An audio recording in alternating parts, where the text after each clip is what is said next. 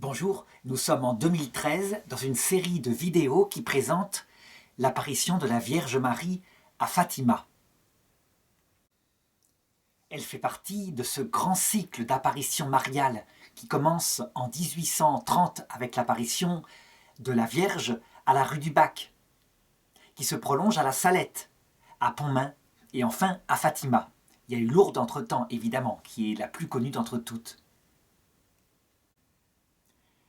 Et je voudrais, dans cette deuxième vidéo, aborder les premières apparitions qui ont précédé celle de la Vierge, à savoir les apparitions de l'ange du Portugal, l'ange de l'Eucharistie, l'ange de la paix, cet ange qui est apparu aux trois enfants à la Cova da Iria en 1915, de 1915 à 1916 à peu près. C'est quelque chose qui est moins connu, mais les petits-enfants de Fatima, Lucie, Jacinthe et François, ont été préparés par ces apparitions de l'ange. Il est d'abord apparu silencieusement par 3 fois. En 1915, les enfants en ont parlé au village et ça a été source pour eux de tellement d'ennuis qu'après, ils ont décidé de se taire. Et ensuite, il est apparu d'abord sous forme de l'ange de la paix, celui qui dit qu'il faut prier pour la paix. Puis sous forme de l'ange du Portugal, et enfin sous forme de l'ange de l'Eucharistie, et il leur a donné la communion. À chaque fois, il est apparu sous la forme d'un jeune homme lumineux d'à peu près 15 ans, et qui enflammait leur âme, tellement il rayonnait de lui une beauté du ciel. Cependant, c'est en voyant la Vierge Marie, un peu plus tard en 1917, qu'ils diront avoir été comme transfigurés dans sa lumière, avoir vu à la fois leur âme et aussi ce que pouvait être le ciel. Alors, avant d'analyser ces apparitions, il faut que je rappelle, au plan théologique, ce que sont les anges, quelle est leur histoire. Il faut d'abord savoir qu'ils font partie de la foi catholique, de la foi orthodoxe, aussi de la foi des protestants. Ils viennent de la foi juive, c'est par eux, par les juifs, que nous a été communiquée cette foi sur les anges. Lorsque l'ange apparaît sous forme d'un jeune homme, on sait, en s'appuyant sur l'Ancien Testament, le livre de Tobie, qu'en fait c'est une apparence qu'il se donne. Il se façonne un corps apparent. Dans le livre de Tobie qui est dans la Bible, l'ange, l'archange Gabriel, apparaît à Tobie, un jeune homme, sous la forme d'un humain, et il paraît manger avec eux. Il va sauver sa future femme d'un démon qui la possédait. Il va aussi rendre la vue à son père. Et lorsqu'il se révèle à la fin et qu'il signale qu'il est en fait l'ange Raphaël, il leur dit ceci: « Vous avez cru me voir manger, mais ce n'était qu'une apparence. » En fait, ce qui caractérise les anges, c'est qu'ils n'ont pas de corps. Ils ont uniquement ce qui concerne la vie spirituelle. Ça veut dire qu'en fait, il faut retirer des anges tout ce qui est biologique. Ça ne fait pas partie de leur nature. Il faut aussi retirer de leur être tout ce qui est de la vie psychique qui est liée au cerveau, à savoir voir, entendre, avoir des sentiments, avoir des sensations, comme je le disais. Ils n'ont pas non plus d'imagination.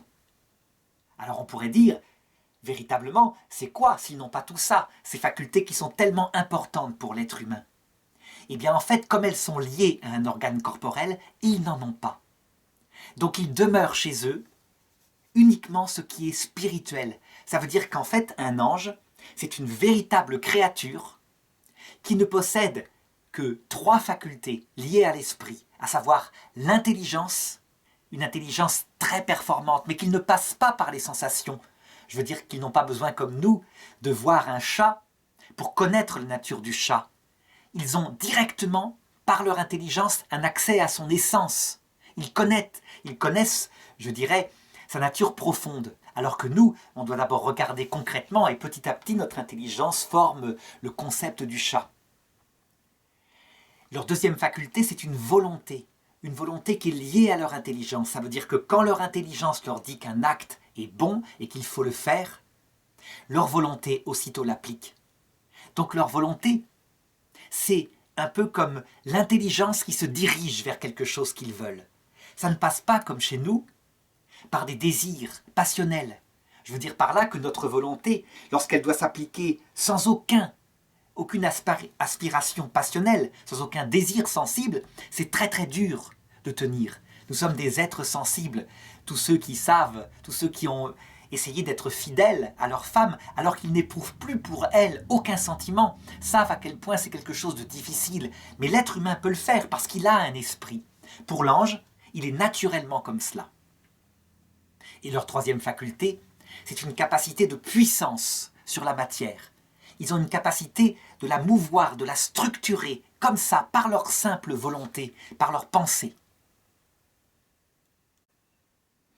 Alors évidemment, on voit que ce sont des êtres d'une autre espèce, d'une autre nature. Ils ne sont pas des êtres humains, il ne faut pas les prendre comme tels. Et donc si, à chaque fois, ils apparaissent sous forme sensible, c'est parce qu'ils s'adaptent à nous. Ils savent très bien que nous, humains, nous ne pouvons pas connaître sans passer par les sensations. En tout cas, lorsqu'on est petit. Et il s'adresse ici à des enfants. Et donc, il va leur parler par le mode le plus connaturel à l'être humain. Il se façonne un corps apparent qui signifie au mieux leur nature profonde et pour l'occasion, un jeune homme d'à peu près 15 ans, donc en pleine jeunesse, en pleine possession de ses moyens, et qui a sur eux une autorité, parce que ce sont des enfants petits qui ont 8 ans. Pour Lucie en tout cas. Alors pour bien comprendre la mission des anges gardiens, puisqu'en fait cet ange est l'ange qui va garder les 3 enfants, les protéger et les préparer à l'apparition de la Vierge, eh bien il faut rappeler rapidement leur histoire. La foi catholique affirme qu'ils ont été créés par Dieu, donc ils ne sont pas éternels, ils ont été créés par Dieu en même temps qu'il a créé le monde, donc en même temps qu'il a créé la matière. Actuellement, si on suit la science, on peut dire que c'est en même temps que le Big Bang. Et la Bible dit cela sous la forme de cette parole. Que la lumière soit, au chapitre 1er de la Genèse. Et saint Augustin commente, la lumière, ce sont les anges. Et le texte continue en disant, Dieu sépara la lumière des ténèbres, il y eut un soir, il y eut un matin, premier jour. Saint Augustin commente en disant que, en fait, les anges se sont séparés en 2 groupes. Certains ont choisi de suivre le projet de Dieu dans l'obéissance totale, et d'autres se sont révoltés contre lui, symbolisés par les ténèbres. Et donc il faut comprendre un petit peu ce qui s'est passé à cette époque-là. Alors d'abord, les anges n'ont pas été créés en voyant Dieu face à face. Ça n'arrive pas. Aucune créature spirituelle n'est créée directement dans la vision de Dieu. Parce que voir l'essence du Créateur face à face, ça implique un choix libre. C'est comme un mariage d'amour, dit saint Paul dans l'Épître aux Éphésiens. On choisit Dieu qui nous a choisis. Et donc, quand les anges sont créés, ils sont créés d'un coup, donc au début de la création, et comme ils n'ont pas de corps, saint Thomas d'Aquin, le grand docteur des anges, le docteur angélique, dans sa somme de théologie à la première partie, analyse en disant « ils ont été créés adultes ». Ça veut dire que dès le départ, ils avaient reçu en eux toute la connaissance dont ils auraient besoin ensuite pour leurs actions naturelles. Toute la connaissance naturelle. Je ne parle pas de la connaissance surnaturelle, ça veut dire un projet secret que Dieu leur a révélé plus tard. Et donc d'un coup, ces milliards d'anges, dit la Bible, ils sont des myriades, apparurent, adultes. Ils n'existaient pas et tout d'un coup, ils existaient. Leurs premiers actes, on l'appelle la connaissance du soir, parce qu'elle est un peu obscure, elle vient de leur propre nature. Leurs premiers actes sont décomposables en trois actes successifs qui ne sont pas, comme nous, dans le temps. C'est plutôt un temps intérieur que saint Thomas d'Aquin appelle l'évome, ça veut dire 3 pensées, comme l'éclair, qui se suivent, 1, 2, 3, et qui ne sont pas mesurables en temps cosmologique. Peut-être que c'est en 1 milliardième de seconde en temps cosmologique. Ou alors, ça pourrait contenir la totalité du temps. Peu importe, l'essentiel c'est que pour eux c'est un acte précis. Le premier acte qu'ils firent, c'est qu'évidemment ils se regardèrent eux-mêmes. Ils virent qui ils étaient, ce qu'ils avaient reçu comme connaissance. Ils comprirent leur propre nature. Ils virent cette capacité de connaître les choses, cette capacité d'action sur la matière qui venait d'être créée. Et donc en un instant, ils saisirent, et ce fut leur deuxième acte, que quelqu'un les avait créés. Donc premier acte, ils se contemplent, et deuxième acte, tout à fait logiquement, ils adorèrent Dieu. Ils le reconnurent comme le Créateur, ce Dieu qu'ils ne connaissaient pas, qu'ils ne voyaient pas face à face, mais simplement par un raisonnement simple, puisqu'ils ne s'étaient pas créés eux-mêmes, ils posèrent l'existence de ce Créateur. Adorer Dieu ne veut pas dire forcément l'aimer cœur à cœur. Non, c'est un acte naturel qui consiste à dire « Nous reconnaissons que tu es le Créateur, que tu nous as donné l'être et nous te remercions. » Tous les anges sans exception agirent comme cela. Donc au début, tous étaient lumière. C'est un acte naturel. Il n'y a pas d'ange athée par exemple. L'athéisme, ça peut venir que dans un être humain parce que nous sommes des intelligences plutôt inférieures et que nous essayons d'imaginer que par exemple l'être même des choses pourrait être apparu sans cause. Eux, non. Ils voient cet ordre, ils voient qui ils sont et donc ils posent le Créateur, tout-puissant. Troisième acte des anges, eh bien, ils se regardèrent mutuellement entre eux.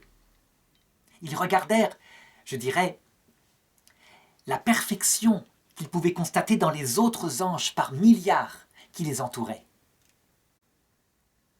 Et alors, ils constatèrent que certains d'entre eux étaient infiniment plus intelligents qu'eux. Enfin, disons, immensément plus intelligents. Par exemple, parmi les anges, un d'entre eux, un chérubin resplendissant, donc je parlerai tout à l'heure de la hiérarchie des anges, lorsqu'il le regardait et lorsqu'il communiquait avec lui, tout était simplement expliqué. Il arrivait à expliquer les plus profonds mystères avec une simplicité totale et ils remarquèrent qu'il était donc le plus intelligent. Son nom, Lucifer, le porte-lumière en latin, Lucis Ferro, il porte la lumière aux autres anges. Cet ange-là était bon. Et alors, immédiatement, constatant que certains étaient plus intelligents que d'autres, eh bien, ils se hiérarchisèrent entre eux. Ça veut dire qu'ils reconnurent tous que Lucifer était le plus grand de tous les anges. Et comme ils avaient repéré qu'ils avaient cette faculté de puissance sur la matière, eh bien, ils comprirent tout à fait naturellement qu'en fait, le Créateur leur donnait une mission, à savoir d'organiser cette matière, de l'organiser en vue de l'apparition un jour de petites créatures différentes, comme par exemple l'homme et la femme dont sans doute ils portaient déjà en eux le plan, le projet en tout cas, à savoir une intelligence créée par Dieu, mais unifiée à un psychisme et à un corps biologique capable de donner la vie. Donc ils se hiérarchisèrent, dans un premier temps, dans leur connaissance du soir, un peu comme des ingénieurs. Le plus grand était le plus intelligent, au niveau de ce projet de façonnage du monde, et le plus grand était Lucifer. Le plus petit était le moins intelligent, et il le reconnaissait simplement.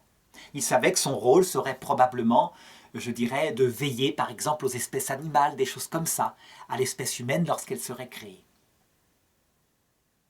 Le monde aurait donc pu rester comme cela, éternellement, hiérarchisé. On doit à Saint-Denis, l'aéropagite, en fait, c'est quelqu'un qui a été converti par saint Paul dans les Actes des Apôtres. Mais l'attribution de cette hiérarchie angélique à Saint-Denis a été contestée par la suite. Donc on dit plutôt le pseudo-Denis. Toujours est-il que c'est à un livre de Saint-Denis, qui s'appelle « La hiérarchie des anges », que l'on doit l'explication de ces 9 cœurs d'anges hiérarchisés en vue d'un travail d'ingénieur. Pour lui, lorsqu'il y a une œuvre à réaliser, eh bien il faut évidemment le maître d'œuvre qui est Dieu lui-même. Et directement, pour contempler les intentions que veut ce maître d'œuvre, il faut ce qu'il appelle des ministres, des architectes. Et pour lui, il y a 3 cœurs d'anges qu'il faut ça. Les chérubins, les séraphins, les trônes.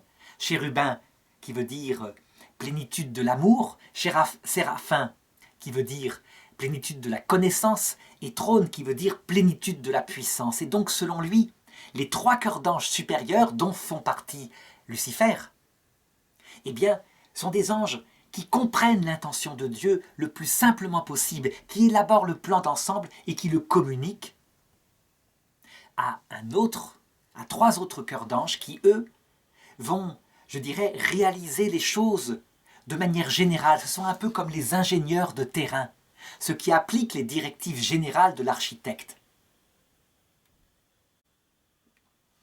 Ces trois cœurs, d'après Saint-Denis, qui par exemple vont organiser la matière, ils portent tous des noms qui ont un rapport avec la puissance. Les puissances, les dominations et les vertus. Pour saint Thomas d'Aquin, ce sont les vertus, par exemple, qui sont chargées d'organiser la vie. Donc actuellement, on dirait que s'il y a une évolution qui quelquefois dépasse les lois de la matière, c'est l'ordre des vertus qui agit dans la nature pour provoquer cette évolution des vivants. Et enfin, d'après Denis, il y a les acteurs de terrain, ceux qui agissent directement, là où il faut, concrètement sur la matière. Et pour lui, il y a trois cœurs d'anges qui sont chargés de cela. D'abord les princes, qui s'occupent par exemple des espèces animales, mais aussi des groupes humains, des nations par exemple. Il y a les archanges, qui annoncent les nouvelles, qui ont un rôle, je dirais, auprès des hommes, mais particulièrement puissant. Et enfin, il y a les anges gardiens, qui sont les plus proches des hommes, qui les gardent individuellement. Pourquoi est-ce que c'est eux qui sont chargés de ça? Parce que justement, étant plus faibles au point de vue intellectuel, ils sont plus proches de l'homme qui est la plus petite des créatures. Évidemment, un chérubin resplendissant, de haut niveau, qui comprend les mystères les plus profonds, s'occuper d'une petite créature humaine, c'est pas tellement son truc, on dira. Donc on le voit, cette hiérarchie des débuts, elle est véritablement structurée sous le rapport de l'intelligence, l'homme étant à sa juste place, à savoir le moins intelligent des créatures qui apparaîtra plus tard. Il s'est évidemment passé quelque chose, puisque cette hiérarchie n'est pas restée comme cela. En fait, les anges, à peine étaient-ils hiérarchisés, que Dieu, le Créateur, révéla ce qu'on appelle son évangile, à savoir sa bonne nouvelle. Il leur révéla en passant par le plus puissant des anges, Lucifer, et Lucifer le communiqua aux autres. Et il leur dit ceci: « Je vous ai créé pour que vous me voyiez face à face. » Ça veut dire que Dieu leur annonça que c'était pour la vision béatifique, la vision même de Dieu, du Créateur infini, éternel, face à face, qu'ils étaient créés. Lorsque cette révélation tomba, tous les anges sans exception se réjouirent. En effet, étant donné que ce sont des êtres intelligents, voir la cause première de tout, pour leur intelligence, c'est quelque chose de fantastiquement désirable. Et donc tous adhérèrent, sans exception. Le problème, c'est que la parole de Dieu continua, et il dit ceci: « Personne ne peut me voir, sauf s'il m'aime, et s'il devient totalement humble, tout petit, abaissé par rapport à ses propres qualités. » Lorsque cette révélation, cette deuxième révélation tomba, il y eut comme un trouble déjà chez certains anges. En tout cas ceux qui réfléchissaient, ceux qui n'étaient pas portés à une obéissance totale. En effet, voir Dieu face à face parce qu'on est intelligent, ça, c'est logique pour un ange intelligent. Mais voir Dieu face à face parce qu'on serait le plus humble, ça c'est quelque chose qui paraît anormal. Cependant, c'est ce que Dieu leur révéla. Et il leur demanda d'y croire, simplement, d'y adhérer, sans expliquer la raison de ce mystère. Et enfin, parce qu'il faut être concret, eh bien Dieu, pour vérifier cette volonté des anges d'accepter son projet, leur révéla qu'ils seraient un jour les anges gardiens de petites créatures, limitées, fragiles au point de vue de l'intelligence, l'homme et la femme, dont ils avaient reçu le plan lors de leur création, comme je le disais tout à l'heure. Et c'est là où Lucifer, le plus intelligent des anges, en un instant comprit. Et voilà ce qu'il se dit. Alors donc Dieu donnera la plus grande part de la vision de son essence à celui qui est le plus petit, le plus humble, le plus aimant. Qui est le plus disposé dans sa nature à ça? Ce n'est pas l'homme au sens masculin du terme. C'est plutôt la femme, elle qui est faite pour être mère. Elle dont la nature est programmée, la nature sensible, justement, à se sacrifier à ses enfants, et dont l'esprit, du coup, suivra parfois sa nature sensible. Et donc Lucifer, dès le départ, comprit qu'en fait, si c'était ça le projet de Dieu, lorsqu'il serait réalisé, il y aurait des hommes, mais surtout des femmes, qui seraient les reines du ciel et de la terre. Ce seraient elles qui auraient le plus de puissance auprès de Dieu, et non pas des anges, qui eux sont intelligents. Et c'est ainsi qu'un certain nombre d'anges, à commencer par Lucifer, se révoltèrent et dirent à Dieu « Nous ne servirons pas ». Et évidemment, tout de suite, dans le mensonge, en proclamant « Nous ne servirons pas parce que nous défendons ton honneur, à toi Dieu, intelligence suprême, puissant créateur du monde. Comment pourrais-tu t'abaisser à donner la clé de ce royaume que tu vas façonner avec notre aide à des créatures misérables, pas intelligentes du tout, des femmes en particulier, parce qu'elles seront les plus humbles et les plus aimantes. Nous allons te montrer que tu as tort, et tu verras, tu retourneras ton projet. » Évidemment, pourquoi je parle de mensonge? C'est parce que Lucifer, en réalité, le vrai problème qu'il avait, c'était qu'il savait qu'il allait perdre sa place de premier. Et c'est ainsi que la Bible raconte ce grand combat qui eut lieu dans le ciel entre un simple archange. Les archanges sont donc des anges des hiérarchies inférieures. Nous, on croit toujours que les archanges sont des anges supérieurs. Pas du tout. C'est l'avant-dernière hiérarchie, l'une des plus proches de nous. Et un simple archange qui prit le nom plus tard de Michel, pour la raison que je vais indiquer, se mit à parler et s'adresser à Lucifer, ce qui ne se faisait jamais. Comme si, par exemple, un enfant de 2 ans s'adressait à un adulte pour lui faire la leçon et lui dit « Tu prétends que tu veux défendre l'honneur de Dieu et que c'est pour ça que tu te révoltes.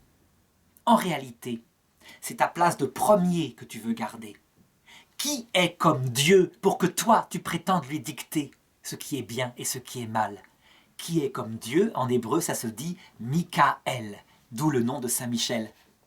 On le voit, ce combat fut avec un glaive, mais pas un glaive de fer. Même si on représente toujours les choses, par exemple au mont Saint-Michel Michel tient une lance et le plante dans un dragon. C'est un glaive qui est une parole qui est vraie et qui frappe au cœur. Cette simple parole vraie, dite par un petit ange, fut la première victoire de l'humilité et de l'amour. Parce qu'en fait, Saint Michel, qui lui avait obéi à Dieu, qui s'était dit « Dieu est Dieu, il sait ce qu'il fait, je fais confiance, j'obéis ». Eh bien, Saint Michel était entré aussitôt dans la vision béatifique et était devenu, avec les autres anges, les plus intelligents tels que Dieu voit l'intelligence. Et c'est ainsi que le monde, dès cette époque, se sépara en lumière et en ténèbres. Et les anges se mirent à agir, à structurer le monde. Donc la science regarde comment ce monde s'est structuré. Elle constate qu'il y a eu parfois des sauts d'ordre absolument fabuleux. Par exemple, comment est-ce que dans la première seconde après le Big Bang, la matière se structura avec des constantes mathématiques extrêmement précises? Eh bien, pour un théologien catholique, cette structure ne vient pas forcément du Créateur, Dieu lui-même.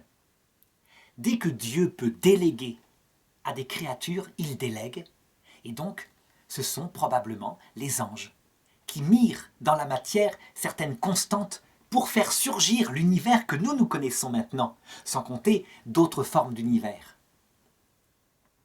À chaque fois qu'il y eut saut dans l'organisation de la matière, à partir d'une matière préexistante, comme par exemple, il y a 4,5 milliards d'années, l'apparition du premier vivant, qui ne peut pas s'expliquer par la matière non vivante. Eh bien, Pour un théologien catholique, ce n'est pas Dieu directement. Ce sont les ingénieurs de Dieu qui agissent et qui donnent le coup de patte pour faire apparaître ce que ne peut donner la nature en elle-même. Pareil pour les macroévolutions, donc l'apparition des organes radicalement nouveaux. Donc ceux que, pareil, les lois de Darwin ne peuvent pas expliquer. Lorsque le corps de l'homme et de la femme fut préparé à travers les lois de l'évolution, alors Dieu décida de mettre, je dirais, son projet qu'il avait prévu, son projet de chef-d'œuvre, de le mettre en acte. Et c'est là qu'il créa l'âme d'Adam et Ève, qui les infusa à ce corps préparé par les anges. On ne sait pas comment. Personne n'a d'idée sur la manière dont ça s'est fait. Et c'est ainsi qu'apparurent Adam et Ève. La foi catholique affirme que Adam et Ève ne sont pas une image, qu'ils ont vraiment existé, qu'ils sont le père et la mère de l'humanité. On connaît la suite. On sait comment Lucifer s'approcha d'Adam et Ève, qui étaient des êtres particulièrement sages, maîtres d'eux, et qu'il les tenta non pas comme nous de l'intérieur, en appuyant sur une sensibilité qui ne nous obéit pas tellement, mais qu'il les tenta en leur proposant son mystère d'iniquité, sa révolte au début, en disant « Dieu vous interdit de manger de l'arbre de la connaissance du bien et du mal. » Ça veut dire de choisir vous-même ce qui est bien et ce qui est mal. En fait, c'est parce qu'il veut vous dominer. Il sait que si vous en mangez, vos yeux s'ouvriront et vous serez comme lui, comme des dieux, capables intelligemment de choisir le bien et le mal. Et on sait qu'Adam et Ève tombèrent. Et donc on peut dire que dès le départ de la création de l'homme et de la femme, Lucifer eut un triomphe. Par sa séduction, mais une séduction qui s'adresse à un homme et une femme libres, parfaitement informés. Il entraîna, à la suite d'Adam et Ève, par leur choix libre, l'humanité loin de Dieu. Ça veut dire que maintenant, par ce choix d'Adam et Ève, tout enfant qui naît sur terre naît sans la présence invisible de Dieu dans son cœur, comme Adam et Ève l'avaient. On est comme séparé de Dieu. C'est ce qu'on appelle le péché originel. Un enfant n'en est pas coupable, évidemment. Et à partir de ce jour, les démons reçurent l'autorisation d'approcher les enfants des hommes et d'appuyer sur leurs défauts pour les faire chuter dans le péché. Les anges révoltés se réjouissaient de cette autorisation. Ils prétendaient en avoir le droit, un droit parce qu'ils étaient quelqu'un qui avait participé à la création de l'homme. En réalité, ce qu'ils ne savaient pas, c'est qu'évidemment, Dieu ne permettait tout cela que parce qu'il savait en faire sortir, à un moment donné, davantage de salut, davantage de vie éternelle. En réalité, Adam et Ève, en trébuchant, en n'obéissant pas, avaient entraîné toute l'humanité loin de Dieu. Mais pour un temps, l'humanité qui sortit d'Adam et Ève oublia qui était Dieu, oublia même son amour. Et du coup, elle vécut sur terre sa vie terrestre en ne sachant pas ce qu'elle y faisait. Tous les défauts qui sont dans le cœur de l'homme sortirent, la jalousie, la haine, le mensonge. Il y eut beaucoup de guerres, mais il y eut aussi beaucoup de misère. Et dès le début de cette chute, eh bien, ce fut en fait une heureuse chute, parce que l'homme et la femme, soumis à toutes sortes de souffrances le temps de la vie terrestre, lorsqu'ils arrivaient dans le passage de la mort, face à l'ange de Dieu, qui leur annonçait qui est Dieu, qui leur annonçait l'évangile à venir, la venue d'un sauveur. Eh bien, ils ne s'attendaient pas du tout à cela. Et autant ils avaient été esclaves pendant des années de leur propre passion, du démon qui régnait sur le monde, de religions sectaires, etc., autant ils avaient la bonne surprise de découvrir qu'il y avait un Dieu d'amour. Et donc beaucoup, bouleversés, ayant expérimenté leur propre misère, se tournaient dès cette époque-là, donc dès l'Ancien Testament, vers Dieu, en attendant, dans le séjour de la mort, la venue du Messie qui devait les visiter le vendredi saint. Parce qu'en fait, dans toute cette geste, dans toute cette histoire sainte de l'humanité, les anges avaient un rôle indispensable. Les démons qui avait l'autorisation de venir sur Terre et qui même dirigeait les gouvernements politiques, ne visait qu'à une chose, entraîner les hommes dans l'égoïsme, pour que, à l'heure de la mort, lorsque Lucifer leur apparaissait, leur rappelait leur égoïsme, ils choisissent avec lui la révolte contre Dieu. Les bons anges, quant à eux, ils étaient là, présents, auprès de cette humanité, mais avec un but tout à fait différent, faire tourner toutes ces misères, et même éventuellement les péchés que les hommes commettaient, et dont ils prenaient dans la figure les conséquences. Les guerriers des temps jadis, quand ils tuaient, ils se faisaient tuer. Quand ils étaient puissants avec leurs muscles, et qu'un jour ils se prenaient une flèche, ils étaient en un instant plus bas qu'une limace. Donc ils expérimentaient la misère, si bien que les bons anges, eux, disposaient ces hommes au salut. Seulement, quand on regarde l'action des anges dans cette époque de l'Ancien Testament, on s'aperçoit qu'elle est extrêmement féroce parfois. Ça veut dire que ce sont des générations, en particulier au néolithique, où on n'aurait pas aimé vivre comme eux. Non seulement ils ne savent pas ce qu'ils font sur Terre, mais en plus, la guerre est partout présente, les massacres, l'esclavage des femmes. Eh bien, les anges laissent faire. En expérimentant la misère, ces pauvres hommes, nos ancêtres, étaient disposés comme ça à accueillir le salut quand il se présenterait à eux. Évidemment, une telle façon de faire, avec tant de misère, tant de massacres, ne plaisait pas à Dieu. Et donc petit à petit, par ce travail des anges, par les épreuves qu'arrivaient, l'humanité s'affina. Et Dieu ne voulait pas que perpétuellement cette technique angélique demeure pour sauver les hommes. Et c'est pourquoi, à un moment donné, lui-même se fit homme et il rappela aux hommes ce qu'il faisait sur terre. Lorsqu'il mourut sur la croix, il descendit dans le séjour de la mort, où attendaient les hommes de l'Ancien Testament, qui avaient eu la visite de l'ange. Et ceux qui avaient choisi l'Évangile entrèrent ce vendredi saint aussitôt dans la vision de Dieu. Ceux qui avaient suivi Lucifer, évidemment, devinrent des membres définitifs de l'enfer, mais leur choix avait été posé dès qu'ils avaient vu Lucifer bien avant la venue du Christ. Donc on peut dire que le Christ ne vint pas visiter l'enfer lui-même. Toujours est-il que, à partir de ce moment-là, le vendredi saint, il se passa dans le monde des bons anges quelque chose qui est absolument fabuleux, à savoir qu'ils commencèrent à s'effacer par rapport à leur gestion de l'humanité et à dire à la place d'eux-mêmes aux êtres humains, aux saints du ciel, d'agir à leur place. C'est quelque chose de tout à fait logique. Il disait aux saints qui voyaient Dieu maintenant dans la vision béatifique, vous êtes passés par la vie terrestre, vous avez connu ce que c'est que la misère, la solitude, ce corps pénible, la maladie.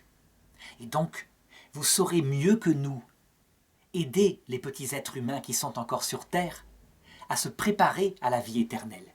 Et c'est ainsi que la théologie classique dit que, peu à peu, les saints, les personnes qui ont vécu sur terre, remplacent les anges dans la providence qu'il faut exercer sur les êtres humains et au purgatoire. C'est ce que la petite Thérèse d'ailleurs signifiait quand elle disait, juste avant sa mort, « Je passerai mon ciel à faire du bien sur la terre ». Concrètement, comment ça se passe ?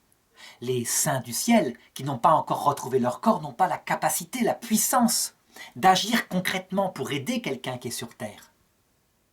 Eh bien, ils visitent les gens qui sont sur terre, ils analysent ce qui est bon et ce qui est mauvais pour leur salut, et les anges sont là, à leur service, pour efficacement appliquer ce qu'ils estiment être bien pour le salut d'une âme. Eh bien, c'est ce qui est signifié dans l'apparition de Fatima. En 1915 et 1916, c'est donc l'ange de Dieu qui apparaît en premier. Au sens allégorique, ça signifie que, comme préparation, au début de l'humanité, ce sont d'abord les anges qui avaient une mission sur l'humanité. De même, quand les enfants sont tout petits, en préparation de leur entrer dans un rapport direct avec Dieu. Très souvent, les anges sont là. Certains disent même, et c'est d'ailleurs dans l'Évangile, que les petits-enfants, lorsqu'ils sont tout bébés, contemplent leurs anges. C'est une chose tout à fait possible. J'ai moi-même vu quelque chose comme cela avec ma fille lorsqu'elle était bébé. Et je me rappelle qu'elle avait à peu près 1 an et que je lui disais « Où est ton ange gardien ?» Elle montrait un endroit précis au plafond. Et elle savait parfaitement distinguer de son doudou, de son ours en peluche, etc.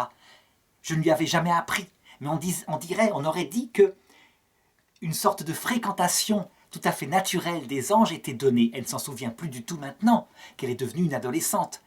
Il n'empêche que Jésus disait « Les enfants, leurs anges contemplent Dieu dans le ciel. » Et donc je voudrais maintenant appliquer tout ce que je viens de rappeler en théologie sur les anges à l'apparition de Fatima. Donc j'avais dit au début de cette vidéo que l'ange leur apparut d'abord silencieusement. Eh bien, ces 3 apparitions silencieuses, elles correspondent un petit peu à ce que vivent les bébés lorsqu'ils ont été baptisés, lorsque les parents ont pris au sérieux le baptême. Souvent, actuellement, il y a un débat qui dit il ne faut pas baptiser les bébés, c'est leur imposer une idéologie alors qu'ils ne l'ont pas choisi. Il faut donc qu'ils choisissent le baptême à l'âge adulte ou à l'adolescence. En réalité, le baptême chrétien n'est pas l'application d'une idéologie, comme si par exemple on emmenait au manifeste du Parti communiste un enfant. C'est la présence de Dieu. Ça veut dire que quand on baptise un enfant, et ce n'est fait qu'au désir des parents, on s'engage aussi à prier avec eux et pour eux, puis à leur enseigner le catéchisme. Eh bien, tout bébé, et quelquefois dès le ventre de la mère, alors que le baptême d'eau n'a pas été réalisé, mais que le baptême de désir a été appliqué sur ce petit bébé, eh bien, l'ange du Seigneur vient, et il entre dans une harmonie avec cette âme de l'enfant qui sommeille encore, dans le silence. Il y met comme une connaturalité, une sorte de vibration pour le bien. On peut dire qu'il agit sur son psychisme et son esprit pour que, lorsque viendra l'adolescence et l'âge adulte, il est comme une nostalgie du ciel.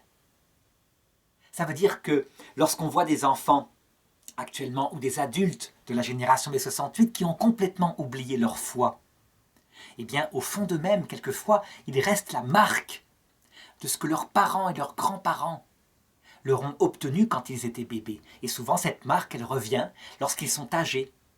Ils refont un retour vers leur passé et la foi de leur enfance, quelquefois, revient. Eh bien, c'est ce que veut signifier ces apparitions préparatoires dans le silence, alors que l'enfant n'est même pas conscient. C'est un sens allégorique, évidemment. Autre sens allégorique de cette apparition silencieuse, c'est quand les anges étaient là, au début de l'humanité, après le péché originel. Et lorsque les hommes n'avaient absolument plus aucun souvenir de ce qu'était Dieu. Les anges paraissaient complètement absents. Les hommes du paléolithique, du néolithique ne le voyaient jamais. Ou alors, ils prenaient pour des anges des choses qui étaient en fait des démons. Eh bien, en réalité, ils étaient là, en permanence, dans le silence.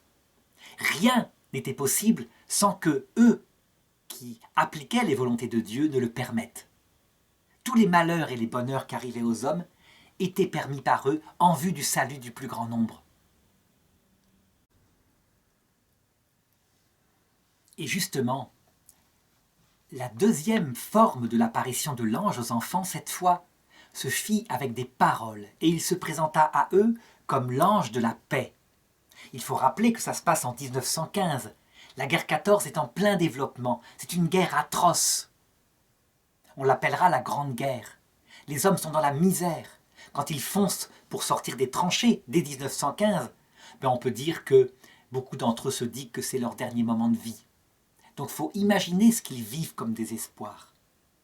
Cette guerre extérieure, elle est le symbole et le signe d'une autre guerre que les hommes vivent à toutes les époques, et particulièrement maintenant en Europe occidentale où on est en paix. C'est la guerre intérieure avec ses propres passions, ses propres angoisses. Eh bien, en fait, en apparaissant comme l'ange de la paix, l'ange signifie aux enfants une première réalité profonde, à savoir que beaucoup de guerres en nous et de guerres extérieures viennent de notre oubli de Dieu. Je veux dire par là, si je prends l'exemple des guerres intérieures en nous, comme l'angoisse, que des hommes qui, en Occident, ont construit leur maison, qui sont riches, ne cessent de vivre au point que le taux de suicide, c'est le premier taux de mort des enfants, des adolescents, des jeunes, des adultes et des vieillards actuellement en Occident. Eh bien, cette guerre intérieure, lorsqu'on va voir les psychologues, ils se disent ça vient de la petite enfance, ça vient de tas de choses, d'un divorce, etc. Et ils ne voient pas qu'en fait, il y a une cause fondamentale, à savoir que dans l'homme, il y a une aspiration à se nourrir d'autre chose que de pain et d'amitié. Une aspiration que Aristote, déjà à son époque, manifestait en disant que l'homme a besoin de savoir la sagesse. Ça veut dire savoir ce qu'il fait sur Terre. S'il va retrouver les siens de l'autre côté, s'il y a une réalité plus belle que la réalité quotidienne qu'il vit. Les psychologues actuels, non, sont absolument incapables la plupart du temps de repérer que la plupart des angoisses qui viennent les consulter dans les cabinets viennent tout simplement de l'oubli de Dieu, de l'oubli du sens profond de la vie. Les gens sont là, ils traînent, ils ne savent pas ce qu'ils font sur Terre. Je me rappelle par exemple d'une artiste, Muriel Robin, qui, très très déprimée, très angoissée, n'ayant pas de but à sa vie, avait fini par aller en Afrique auprès de peuples premiers, avec des religions comme l'animisme, parce que simplement, elle y trouvait un peu de sagesse, un peu de sens à la vie. Ça veut dire que dans une Europe en famine spirituelle, qui pourtant est une Europe chrétienne, les gens désespérés, mal dans leur peau, en guerre avec eux-mêmes, cherchant à se suicider, trouvaient un peu d'eau à boire et de pain à manger dans des religions très anciennes qui considéraient que le monde était peuplé d'esprits dans les forêts, etc.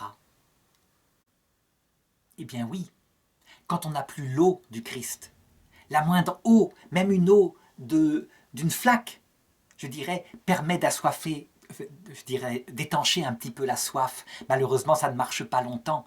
Seule l'eau du Christ fait qu'on en boit et on n'a plus soif.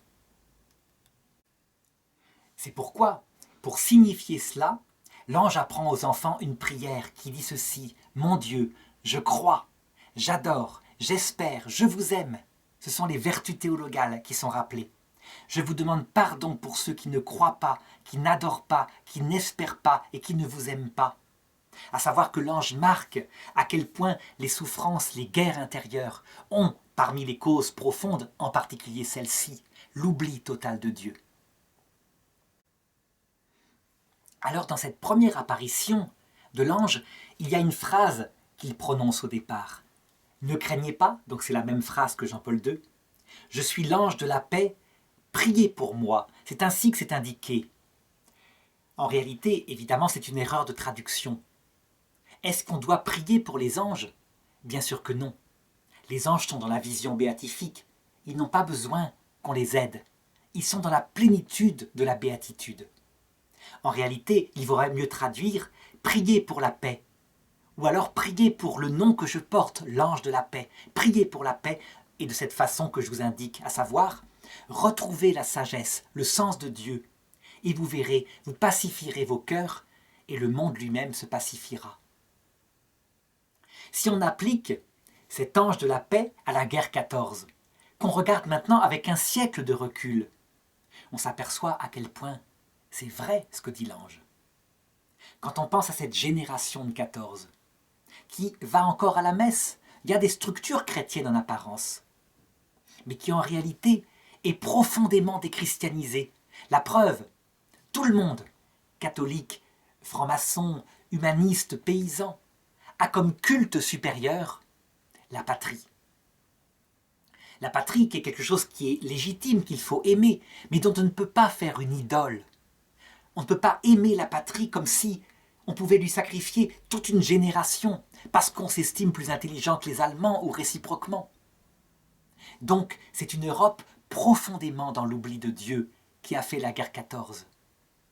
Et évidemment, quand on adore une idole comme la patrie, eh bien, il en sort des fruits, à savoir la guerre. On est le meilleur et donc on doit l'imposer aux autres. C'est ce qui va ravager l'Europe dans cette guerre mondiale.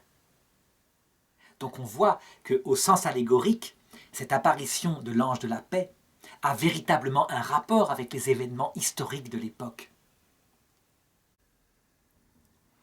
La troisième apparition de l'ange se présente comme l'ange du Portugal. Alors là, je voudrais vraiment expliquer ce qu'il est, ce que c'est que cette histoire d'ange du Portugal. Saint Thomas d'Aquin, dans sa première partie de la Somme, parle de ces anges particuliers qu'on appelle les princes, donc l'ordre des principautés, et qui veillent sur les nations, mais aussi parfois sur les espèces animales et sur les groupes humains. Donc on peut dire que pour un individu humain, il y a un ange gardien, et d'ailleurs cet ange se présente comme l'ange gardien, et pour les groupes humains, il y a un ange particulier qui est un prince, qui regarde plutôt le destin général d'une communauté humaine, ou même éventuellement d'une communauté animale. La Bible, elle en parle, par exemple dans le prophète Daniel, au chapitre 10, verset 20. La Bible indique qu'il y a un combat entre deux anges, qui se demandent, ce sont des princes, donc des principautés, qui doit gagner. Et le texte dit ceci précisément. « Sais-tu pourquoi, Daniel, pourquoi je suis venu à toi ? Je dois retourner combattre le prince de Perse. Quand j'en aurai fini, voici que viendra le prince de la Grèce, de Yavan. » En réalité, celui qui parle au prophète Daniel, c'est l'ange d'Israël, donc ce prince chargé d'Israël. Et le prince d'Israël signifie que, en réalité, il faudra que la domination des Perses sur Israël s'arrête. Quand il dit « je vais combattre l'ange, le prince des Perses », ça veut dire que la domination que vit à cette époque-là le peuple d'Israël, qui est en exil à Babylone, devra s'arrêter. Mais ensuite, il annonce une épreuve grave, qui sera vécue bien après la mort de Daniel, à savoir la conquête par les Grecs, par Alexandre le Grand en particulier, et ça donnera la grande guerre, la guerre des Maccabées qu'on voit dans la Bible. Eh bien, dans le texte de l'apparition de Fatima, c'est exactement la même chose qui est dite aux enfants. Quand l'ange, qui s'est présenté comme leur ange gardien, et aussi comme l'ange du Portugal, leur dit ceci, « Surtout, acceptez et supportez avec soumission les souffrances que le Seigneur vous enverra. » Alors il faut évidemment que j'explique un petit peu ce qu'il en est. On croit souvent, lorsqu'on prie son ange gardien, on croit souvent qu'il va nous accorder immédiatement ce qu'on lui demande immédiatement. Par exemple, si une jeune fille prie en disant à son ange gardien « Fais-moi rencontrer un garçon qui me rende heureux, s'il te plaît, aide à ce que la rencontre soit le prince charmant que je veux aimer. » Eh bien lui, cet ange, avec, évidemment, qui le dirige maintenant, comme je l'ai dit tout à l'heure, par exemple, la grand-mère déjà décédée, l'arrière-grand-mère chargée de son arrière-petite-fille, il va regarder ce qu'il faut à cette petite fille qui prie, en vue de son salut éternel d'abord. Pas forcément en vue de son bonheur terrestre immédiatement. Et s'il repère que par exemple cette jeune fille a certains défauts particuliers, eh bien il est possible qu'il provoque la rencontre avec un jeune homme dont elle tombera amoureuse, elle suivra ses passions, et qui, en réalité, ne la rendra pas vraiment heureuse. Elle pourra dire « Mais j'ai prié pourtant mon ange, et il ne m'a pas exaucé. » En réalité, les anges n'ont pas comme but premier notre bonheur immédiat maintenant. Leur but fondamental, c'est notre salut éternel. Ainsi d'ailleurs que l'arrière-grand-mère, lorsqu'elle est au ciel, elle vise d'abord le salut éternel de cette petite fille qui est sur terre. Et donc, parfois, ils envoient du bonheur, ne serait-ce que pour fortifier la psychologie. Mais parfois, ils envoient du malheur. Et les choses extérieurement n'ont pas de logique en apparence. On a l'impression qu'en fait, tout ça, c'est lié au hasard. Ce n'est qu'après la mort, ou à l'heure de la mort, lorsque l'ange nous apparaîtra, et qu'il verra avec nous, à la lumière du Christ, le film de notre vie, que nous verrons la logique de son action. Quelquefois, les personnes les plus sages qui sont sur Terre et qui arrivent à contempler un petit peu, à la lumière de ce que je viens d'indiquer, leur propre vie, lorsqu'ils regardent les épreuves qu'ils ont vécues à certains moments, par exemple un divorce, une rupture qui les a laissés brisés, eh bien, avec le recul, uniquement avec le recul, quand on est dans la phase de divorce, évidemment, on ne peut pas voir tout ça, ils se rendent compte à quel point ça a été utile pour façonner leur cœur, par exemple, dans l'humilité, leur enlever certains orgueils particuliers, leur donner aussi parfois un cœur plus miséricordieux. Si on applique ça, par exemple, à l'Europe, à la guerre 14, dont je parlais tout à l'heure, puisqu'elle se passe en même temps que l'apparition, eh bien, on voit exactement la même chose. L'Europe, qui est coupable de la guerre 14 ? Est-ce que ce sont les Allemands ? Est-ce que ce sont les Français ? Est-ce que ce sont les Belges ? Je dirais non. Tout le monde est coupable. Tout le monde la souhaitait. La moindre étincelle et elle explosait, puisque chaque peuple était exalté dans l'amour de sa nation, au-dessus de tout. On peut dire quoi alors ? Est-ce que les anges ont provoqué cette guerre ? Réponse, ils ont simplement laissé les lois du cœur humain agir jusqu'au bout. À un moment donné, quand il y a la victoire de la Marne, victoire française, qui fait que la guerre, en fait, s'est prolongée pendant 4 ans encore. Et cette victoire de la Marne, certains ont dit, certains militaires ont dit, on a vu un ange qui était là et qui empêchait les Allemands de gagner. On a le même récit, par exemple, du côté de Pontmain, dans l'apparition de la Vierge à Pontmain, lorsque les armées prussiennes déferlaient sur la France. À un moment donné, il disait qu'il y avait comme une dame qui empêchait de passer. Donc on a l'impression que, intuitivement, les gens se rendent compte qu'il y a des puissances spirituelles qui président aux victoires et aux défaites. Mais lorsqu'on regarde les choses, en réalité, la victoire de la Marne, elle est responsable de millions de morts qui ont eu lieu après. Si l'Allemagne avait écrasé la France dès la Marne, eh bien la guerre aurait fait bien moins de morts. Qu'est-ce à dire donc ? Que les malheurs ont été envoyés par Dieu ? Et bien maintenant, en regardant avec le recul, non pas du point de vue politique ce sont des catastrophes absolues, mais du point de vue de Dieu, eh bien on constate que l'Europe, avec tout ce qu'elle a vécu comme souffrance, comme déshonneur, sans compter la Seconde Guerre mondiale, eh bien il y a une chose qu'elle a apprise, c'est qu'elle n'était pas le centre du monde. Elle a appris une certaine modestie sur ses propres valeurs. Quelquefois, ça va trop loin. Ça va jusqu'à un repentir permanent. On regarde que le mal dans son histoire. Ça, c'est le contre-coup psychologique d'un échec terrible. N'empêche que, par rapport au salut éternel, vaut-il mieux être un guerrier de la guerre 14 qui va écraser le Boche, ou un homme qui regrette en larmes d'avoir considéré les Allemands comme des sous-hommes, comme des Boches ? Du point de vue du salut éternel, évidemment, c'est le deuxième cas. Du point de vue de la puissance politique, on pourrait dire l'inverse. Mais les anges ne s'occupent pas de la puissance politique. Donc voilà à quoi servent les épreuves. Eh bien, les anges, ils invitent les enfants à prendre les épreuves de manière, je dirais, entre guillemets, musulmane d'abord. Musulmane, ça veut dire, on se soumet, on accepte. On ne comprend pas, mais on accepte. C'est l'attitude un petit peu que les musulmans revendiquent face à l'épreuve. Mais aussi une attitude chrétienne. Ça veut dire que lorsque la Vierge Marie va apparaître dans l'apparition suivante, elle va dire aux enfants « apprenez à lire ». Ça veut dire en fait « apprenez à comprendre ».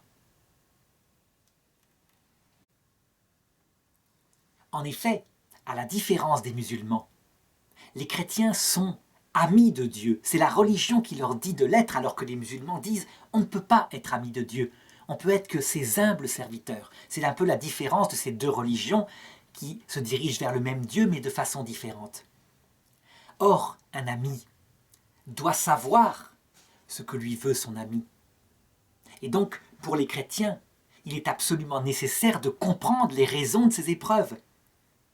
En fait, elles servent à façonner un cœur brisé, un esprit tout humble, parce que personne ne peut voir Dieu sans être comme ça. Mais si on ne le sait pas, si on ne comprend pas cela, eh bien il y a une attitude à ce moment-là qui est première, qui est celle de l'humble abandon à Dieu qui envoie les épreuves. Eh bien, ce sera ça, l'apprentissage de cet ange dans sa troisième apparition. Alors maintenant, si on suit l'ordre de l'ange, à savoir qu'on prie beaucoup, qu'on dit les prières que j'ai indiquées, est-ce que la paix se fait forcément? La réponse est non, pas toute la paix. La paix se fera forcément, mais dans l'autre monde. Par contre, lorsqu'on a suivi les directives de l'ange et que la guerre nous assaille de tous les côtés, il y a une chose qu'on obtient, c'est la paix spirituelle. Ça veut dire que quand un homme sait exactement pourquoi certaines épreuves lui arrivent, que rien ne lui arriverait si ce n'était envoyé par Dieu, qu'il sait que c'est en vue de la vie éternelle, eh bien, il y a une paix indéracinable qui est dans son cœur dans les plus grandes épreuves. Sauf peut-être la nuit de l'esprit, à savoir quand, de par sa propre volonté, justement, pour nous façonner un cœur tout humble, Dieu nous retire même l'idée, je dirais pour un temps, l'idée du but de cette souffrance. Cependant, ça c'est quelque chose de particulier, dont je reparlerai dans une des vidéos au moment où les enfants ont vécu une épreuve terrible, l'interrogatoire par la police. En attendant, lorsque ce sont des épreuves normales, classiques, eh bien, lorsqu'on compare la façon dont le vivent les personnes athées, qui ne savent pas à quoi sert tout cela, et quelquefois ça les pousse jusqu'à l'idée du suicide, et la façon dont les vivent les personnes qui ont une foi chrétienne adulte, qui savent exactement que la terre est un purgatoire et qu'elle a un but, une réalité plus belle qui arrive bientôt à l'heure de la mort, eh bien évidemment, on comprend à quel point c'est source de paix. Alors enfin, en 1916, il y aura une dernière apparition de l'ange de l'Eucharistie. Ça veut dire que cet ange leur apparaîtra, porteur du calice, qui sert à la messe, et au-dessus du calice, l'hostie, une hostie dont il tombe des gouttes de sang. Il donnera la communion aux enfants. À Lucie, la petite fille qui avait à peu près 8 ans et qui vivra sur terre jusqu'à plus de 90 ans, il donne la communion à travers le pain, l'espèce du pain.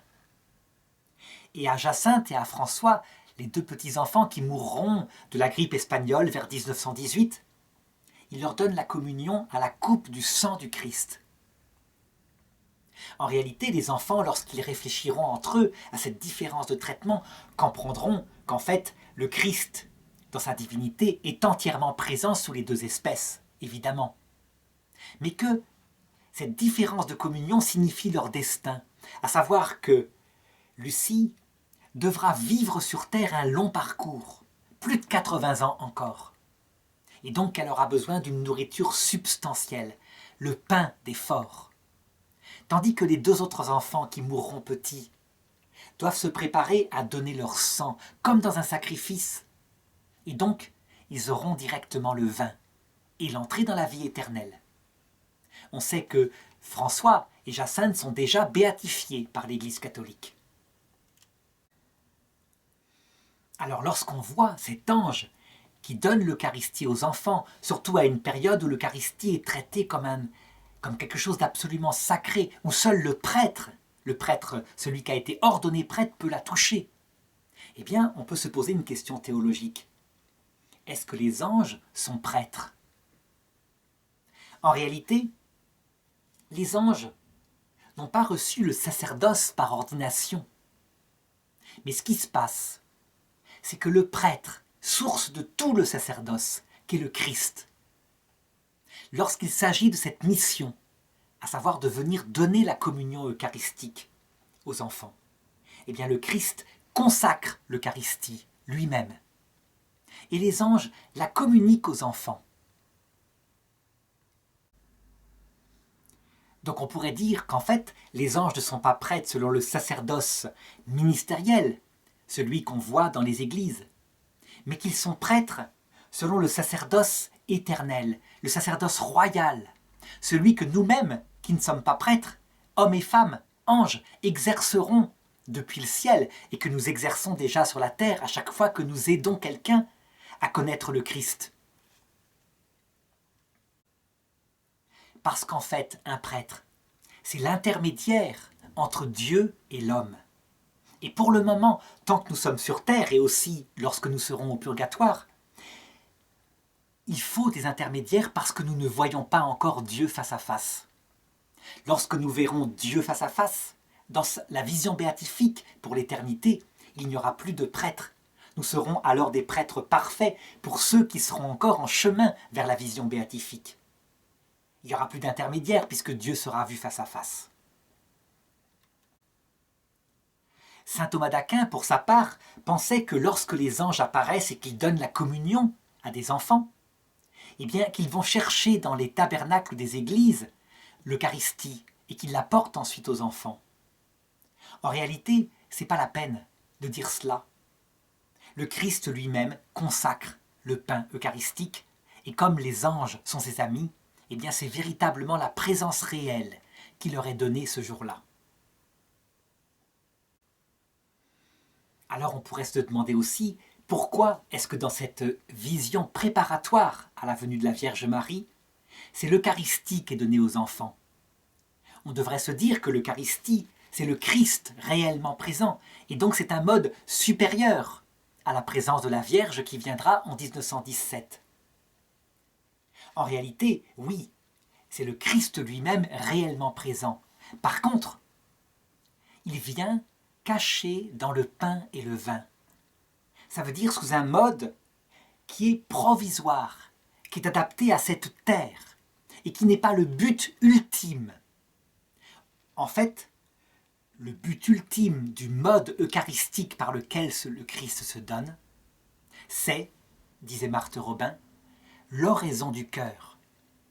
Je veux dire par là que lorsqu'on communie à la messe, le but n'est pas uniquement de recevoir l'hostie dans la bouche, même si le Christ est réellement présent. Dès que l'hostie a été avalée, qu'elle est disparue, il veut rester en rapport avec nous. Et s'il se donne pour qu'on le mange, c'est pour signifier qu'il veut une union permanente, une union par la prière du cœur. On peut dire, disait saint Jean Chrysostome tout à fait symboliquement, que le don du corps du Christ et l'oraison du cœur, c'est un peu la même chose que dans le couple, le don du corps des époux et leur amour par ailleurs. Qu'est-ce qui est le plus important ? Leur amour quotidien, le fait qu'ils se parlent, qu'ils se réconcilient, ou les moments où ils reçoivent le corps l'un de l'autre.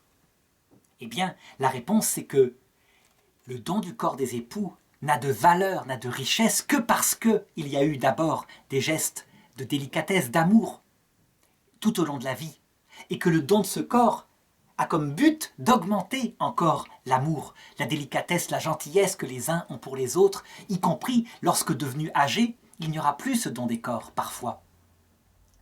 Eh bien, c'est ce que veut signifier l'ange. En réalité, l'Eucharistie, elle est préparatoire, elle est en vue de quelque chose qui est plus profond que l'Eucharistie et qui est l'Eucharistie éternelle, à savoir la fréquentation de Dieu par la prière dans le cœur à cœur. L'Eucharistie disparaîtra lorsque nous serons dans l'autre monde. Mais ce qui ne disparaîtra jamais, c'est notre rapport avec le Christ et avec notre prochain. Ce sera éternel, mais jamais plus au ciel nous ne communierons sous la forme du pain et du vin. Voilà pourquoi l'Eucharistie est donnée par l'ange dans les préparations. Lorsque la Vierge se montrera à partir de 1917, elle se montrera sous un mode direct de son apparition. Évidemment, la Vierge, elle n'est qu'une personne humaine, elle n'est pas Dieu fait homme.